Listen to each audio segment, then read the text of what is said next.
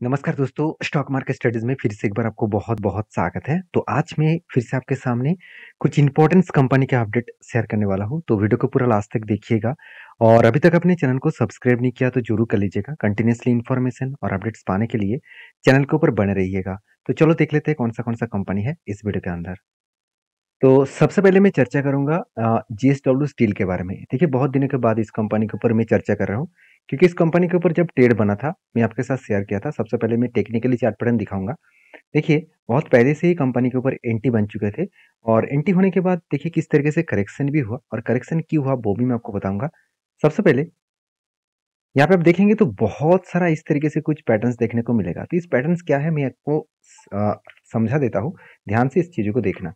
देखिए, पहले क्या बना, पहले एक शोल्डर बना, उसके बाद फिर से एक शोल्डर बना और यहाँ पे लंबा सा एक हेड बना।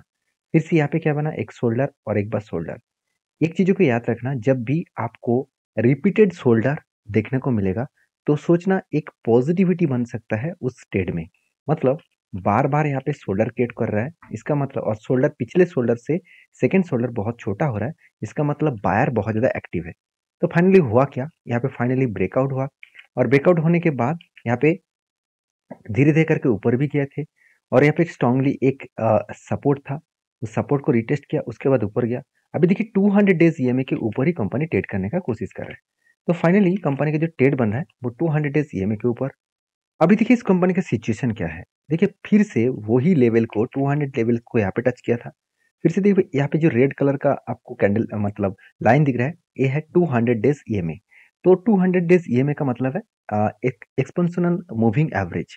तो मूविंग एवरेज का जो लाइन है, इसको फिर से टच करने के लिए आया और मुझे लग रहा है कि इस तरीके से बार-बार वो टच करके रीटेस्ट करके ही वो ऊपर जाने वाला है। तो ऊपर अगर जाएगा तो कहाँ तक मेरा टारगेट है? जो मैं टारगेट लेके चल रहा हूँ, मेरा जो टारगेट है 1042, ये मेरा खुद का टारगेट है। देखिए प्लीज़ मैं रिक्वेस्ट करूँगा, ये आपको कोई टारगेट नहीं मैं दे रहा हूँ, मैं ये मेरा खुद का टारगेट बता रहा हूँ।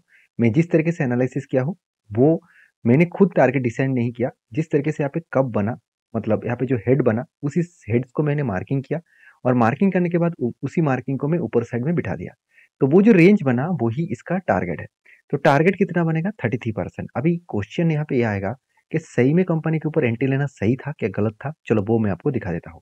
तो गलत है कि सही है वो आपको यहाँ पे पता चलेगा। देखिए सबसे पहले वैल्यूएशन सस्ते में था। कंपनी की इंडस्ट्रीज पी रेशियो और कंपनी का p ratio same to same है।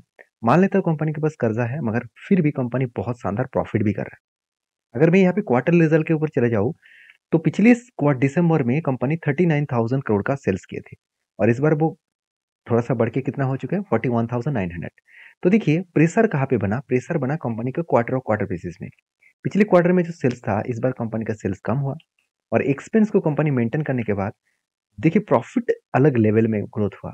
देखिए पिछले सालों में जो प्रॉफिट था उससे कई गुना, एटलीस्ट 4 टाइम्स नहीं, 4 टाइम्स से भी ज़्यादा कंपनी प्रॉफिट को ग्रोथ किए। तो एक अलग लेवल का प्रॉफिट ग्रोथ हुआ और मज़ेदार बात यही है कि कंपनी का जो पिछले क्वार्टर का जो सेल्स ज़्यादा था, उसी के आस-पास कंपनी का इस बार प्रॉफिट हुआ।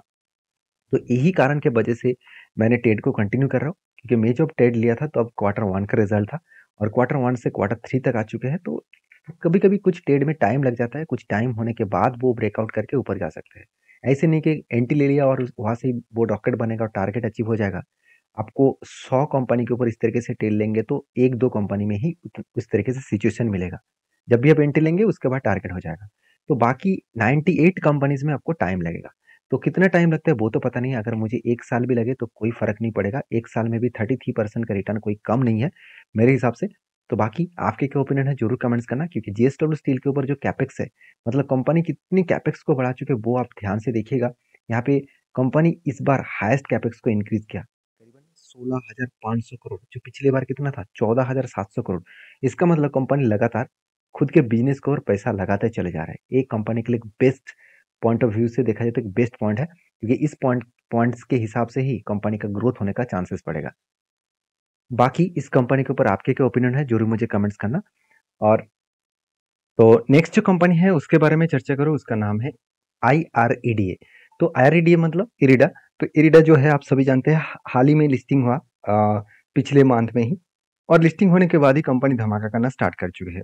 तो इसके पीछे रीज़न भी है, क्योंकि इरिडा का ग्रोथ होने का चांसेस सिर्फ एक ही कारण की वजह से हो रहा है, वो है गवर्नमेंट का पुश। तो गवर्नमेंट इसके ऊपर बहुत ज़्यादा इस कंपनी के ऊपर पुश कर रहे हैं। मतलब अ, सरकार ने क्या अनाउंसमेंट किया कि अपकमिंग टाइम्स में 500 500 गीगावाट, टोटल 500 गीगावाट का टारगेट है और वो भी 2030 में। तो सोचिए 500 का अगर टारगेट हो, गीगावाट का मतलब सोचिए one one megawatt, sorry 1 gigawatt का मतलब होते हैं 1000 मेगावाट। तो सोचिए 500 अगर गीगावाट का टारगेट है तो कितना बनेगा, करीबन 50,000 मेगावाट। तो इतना बड़ा टारगेट गवर्नमेंट लेके चल रहा है और 50% रिन्यूएबल एनर्जी के ऊपर फोकस रख के है। तो इतने सारे बात मैं क्यों बता रहा हूँ, क्योंकि इरिडा जो कंपनी है, इस कंपनी के एक्चुअली बिजनेस है जो लोन मतलब जो फाइनेंस के काम करते हैं वो है रिन्यूएबल एनर्जी के ऊपर। मतलब रिन्यूएबल एनर्जी के ऊपर रेलवे गवर्नमेंट के जितनी जगह पे रिन्यूएबल एनर्जी के ऊपर काम हो रहा है, सोलर प्रोजेक्ट के ऊपर काम हो रहा है, तो उसके ऊपर टोटली कंपनी लोन प्रोवाइड करते हैं। तो इरिडा एक हाई ग्रोथेबल कंपनी बन सकते हैं अगर सोलर प्रोजेक्ट के ऊपर ज़्यादा गवर्नमेंट ध्यान दिया तो कंटिन्यू तो ध्यान तो दे ही रहा है। अभी देखना है अपकमिंग इलेक्शन भी है, इलेक्शन के बाद कौन सा गवर्नमेंट रहता है, जो गवर्नमेंट रहेंगे तो वही गवर्नमेंट डिसीजन लेंगे। तो गवर्नमेंट के ऊपर डिपेंड करके सारे कंपनी चलते रहते हैं। तो अभी फिलहाल के लिए इस कंपनी का सिचुएशन आपको बहुत अच्छा दिखेगा, क्योंकि मैंने इस कंपनी के ऊपर आपको ये भी बताया था कि कंपनी यहाँ पे होल्ड किया, उसके बाद ब्रेकआउट हुआ, उसके बाद धमाका परफॉर्मेंस हुआ। आप देखेंगे कंपनी लगातार लगातार बढ़ते चले जा रहे हैं। अगर मैं एंटी लेवल से अगर टॉप लेवल तक देखूँ तो ऑलमोस्ट 250% के आसपास कंपनी रिटर्न दे चुके हैं। तो मतलब नजरिए एक बार देखिए, दिसंबर में एक्चुअली नवंबर में लिस्टिंग हुआ और आज सिर्फ जनवरी तक आया है, जनवरी तो खत्म हो चुके हैं।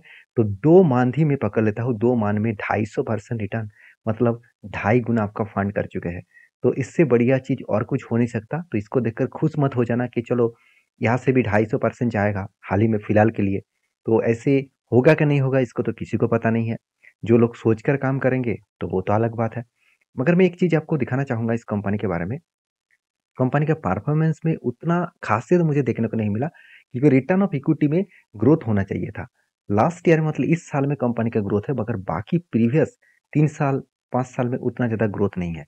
और एटलीस्ट जो नेट प्रॉफिट है, इसका प्रॉफिट मार्जिन जो है, आप देखेंगे तो लास्ट ईयर में 24%, 3 साल में 20% और 5 साल में 16%।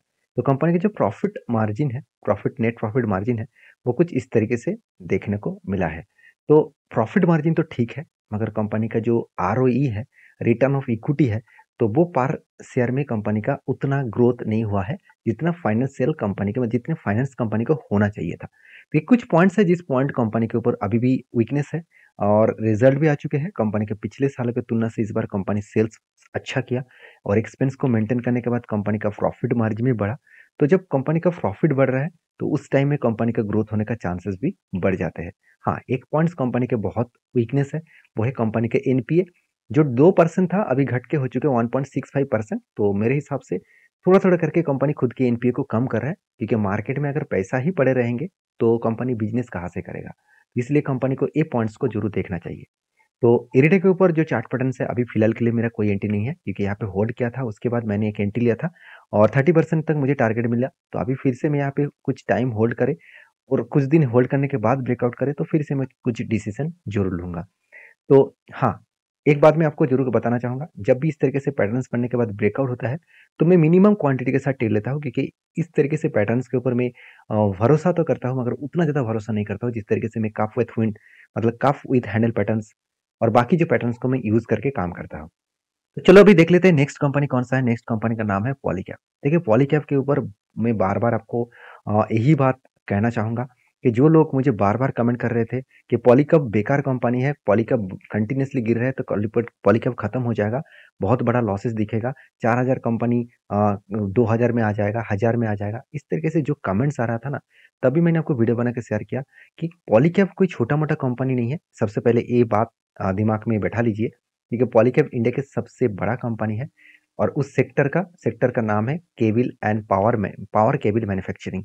तो पावर केबल मैन्युफैक्चरिंग सिर्फ अकेला इस कंपनी लीडर कंपनी है, उसके कारण भी दो है। कंपनी सिर्फ पावर केबल मैन्युफैक्चरिंग नहीं कर रहा है, उसके साथ साथ कंपनी देखा जाए तो मतलब इलेक्ट्रॉनिक्स जो प्रोडक्ट है उसको भी मैन्युफैक्चरिंग कर रहा है, फैन से लेकर, लाइट से लेकर, स्विच बोर्ड से लेकर, और मतलब वाटर पंप से लेकर सोलर पंप से लेकर हर प्रोडक्ट कंपनी बना रहा है। तो एक हाई ग्रोथेबल कंपनी है, इसमें आपको डाउट नहीं होना चाहिए क्योंकि कंपनी का जो ग्रोथ है वो आपको कैपेक्स में दिखेगा। पिछले साल में कंपनी कैपेक्स को ग्रोथ किए थे अराउंड अराउंड आप बोल सकते हैं 458 करोड़, और इस साल वो कैपेक्स बढ़ के हो चुके हैं 600 करोड़। और 2021 में कंपनी का कोई भी कैपेक्स नहीं था और 2020 में कंपनी का कैपेक्स था 190 करोड़। तो जो कंपनी खुद के कैपेक्स इतना बढ़ा रहा है, मतलब लगातार कैपेक्स को बढ़ाते चले जा रहे हैं, उसके साथ साथ एफआईएस ने भी ईयर ऑफ ईयर बेसिस में बाय होल्डिंग को इंक्रीज किया, 5% होल्डिंग को बढ़ा दिया एक साल में पिछले सालों की इस तुलना से। डीएस ने कुछ सॉरी एफएस ने माल खरीदारी की है, डीएस ने माल बेचा है, पब्लिक ने भी माल बेचा। मगर यहाँ पे मजेदार बात यही है कि इंस्टीट्यूशन माल खरीदारी कर रहे हैं और वो भी एफआई जैसे इतने बड़े प्लेयर्स। तो उस कंपनी के ऊपर क्या डरना चाहिए? मेरे हिसाब से तो बिल्कुल नहीं। बाकी देखिए हर किसी का अलग अलग ओपिनियन है, उस ओपिनियन के हिसाब से चलिए।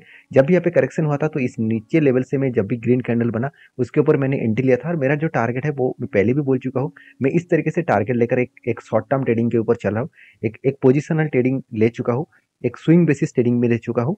तो अभी देखा जाएगा यहाँ पे टारगेट कब होने वाला है, क्योंकि एंट्री लेवल से अगर इस लेवल तक टारगेट हुआ तो मुझे एटलीस्ट 22 से 23% तक रिटर्न मिलेगा। तो कम मिलेगा, अगर मिलेगा तो ठीक है, नहीं मिले तो कोई बात नहीं, मैं कंटिन्यू जरूर करूंगा इस कंपनी के ऊपर। तो आपके क्या ओपिनियन है जरूर मुझे कमेंट्स करके बताना।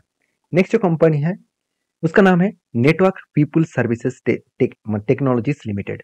तो देखिए कंपनी बहुत छोटा है, करीबन 1700 करोड़ के आसपास कंपनी है।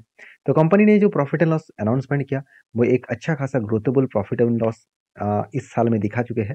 तो जिसके कारण कंपनी ने एक चार्ट में देखेंगे तो कंपनी सिर्फ एक साल के पीछे चले जाएंगे तो 330 रुपीज का शेयर था, आज वो ढाई ढाई हजार के ऊपर, सॉरी 2500 नहीं, माफी चाहता हूँ, कंपनी का शेयर प्राइस 2700 तक चला गया। 330 से 2700, मतलब सोचिए कहाँ से कहाँ तक कंपनी जर्नी किया है। और इसी कारण के वजह से कंपनी ने क्या किया, एक बहुत बड़ा अनाउंसमेंट किया। वो अनाउंसमेंट क्या है? बोनस का। तो कंपनी हर एक के बदले 2 शेयर बोनस के हिसाब से देने वाला है, और वो कब देने वाला है? कल के दिन 2 फरवरी में। तो आपको इस बात को याद रखना होगा। और अगर इस कंपनी के ऊपर काम करना चाहते हैं तो आपके ओपिनियन के हिसाब से करिए। इस वीडियो में जितने सारे कंपनीज के बारे में मैंने आपके साथ डिस्कशन किया हो वो सारे के सारे एजुकेशन पर्पस में है, आपको सारी चीज दिखाने के लिए, समझाने के लिए। आप समझकर स्टडी करके काम करिए, ब्लाइंडली मेरे बात सुनकर काम मत करिए, क्योंकि मेरा कितना लॉस लेना है वो मुझे पता है। आपको सीखना है तो आप मेरे साथ जुड़े रहिए, सारी चीज़ों को सीखिए, उसके बाद खुद के ऊपर डिपेंड करके काम करिए, किसी के ऊपर डायरेक्टली विश्वास करके काम मत करिएगा। मिलते हैं नेक्स्ट वीडियो में, तब तक के लिए धन्यवाद।